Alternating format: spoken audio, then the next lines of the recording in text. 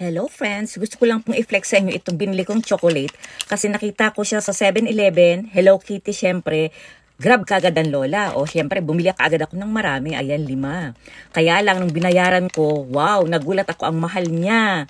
500 yen ang isang ganito, kaya nagtaka ako bakit naman ganito kamahal. Ayan siya. Kaya pala siya mahal dahil meron siyang kasamang acrylic, ayan, na sticker, ayan. Kaya pala siya mahal. O, di ba? 500 yen, ako po, Panginoon. Kaso, nagkasubuan na, nandoon na ako sa cashier, kaya kinakailangan ko na lang bayaran. O, di ba? O, ayan. Yan, may mga libre pala kasing ganito. Kaya napakamahal niya. Ayan. Ito siya.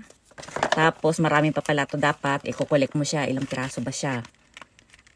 12 pala, 12 pieces. Naku po, Panginoon. 500 ang isa.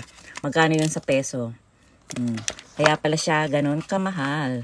Kaya lang, siguro naman masarap siya. Doon na lang tayo babawi sa lasa niya.